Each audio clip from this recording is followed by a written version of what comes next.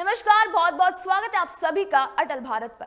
मैं हूं आपके साथ मानसी त्यागी। रुक करते हैं इस वक्त की तमाम बड़ी खबरों पर। जम्मू कश्मीर पर सुप्रीम कोर्ट ने सोमवार यानी कि 11 दिसंबर 2023 को फैसला सुनाया कि जम्मू कश्मीर को विशेष दर्जा देने वाला अनुच्छेद 370 एक अस्थायी प्रावधान था। इस फैसले के बाद प्रधानमंत्री नरेंद्र मोदी ने कई अखबारों में लेख लिखकर इस फैसले की सराहना की। पीएम मोदी ने कहा, सुप्रीम कोर्ट ने अपने फैसले में भारत की संप्रभुता और अखंडता को बरकरार रखा, जिसे भारतीय द्वारा सजाया जाता है। पीएम मोदी ने आगे लिखा कि सुप्रीम कोर्ट का कहना है कि पूरी तरह से उचित है कि 5 अगस्त 2019 को हुआ निर्णय संवैधानिक एकीकरण को बढ़ाने के उद्देश्य से लिया गया था, न कि इसका उद्देश्य विपटन था। सर्वोच्च न्यायालय ने इस तथ्य को भी माना है कि अनुच्छेद 370 का एक स्वरूप स्थायी नहीं था।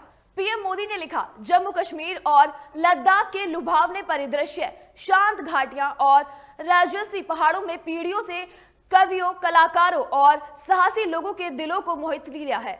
यह एक ऐसी जगह है जहां पर उत्कृष्टता असाधारण से मिलती है, जहां हिमालय आकाश तक पहुंचता है और इसकी झीलों और नदियों का प्राचीन पानी स्वर्ग को प्रतिबंधित करता है। लेकिन पिछले साल दशकों में इन जगहों पर हिंसा और अस्थिरता के सबसे बुरे रूप देखे गए हैं, जिसमें अद्भुत लोग कभी भी हकदार नहीं थे। पीएम मोदी ने आगे लिखा, आजादी के समय हमारे पास राष्ट्रीय एकता के लिए नई शुरुआत करने का विकल्प था। इसकी बजाय हमने भ्रमित दृष्टिकोण को जारी रखने का फैसला लिया, भले ही इसका मतलब दीर्घकालिक राष्ट्रीय हितों की अनदेखी करना हो। मुझे अपने जीवन के आरंभ से ही जम्मू कश्मीर आंदोलन से जुड़ने का अवसर मिला है।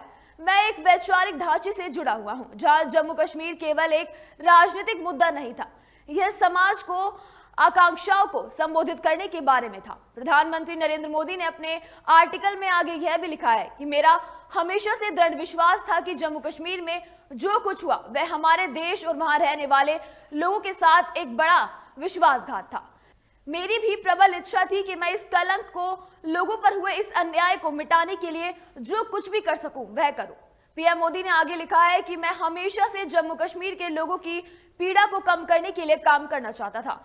बहुत बुनियादी शब्दों में अनुच्छेद 370 और 35A बड़ी बाधाएं थी और इसके परिणाम स्वरूप पीड़ित गरीब और दलित लोग थे। उन्होंने यह सुनिश्चित किया कि जम्मू कश्मीर के लोगों को यह अधिकार और विकास कभी न मिले जो उनके बाकी साथी भारतीयों को मिल रहा है।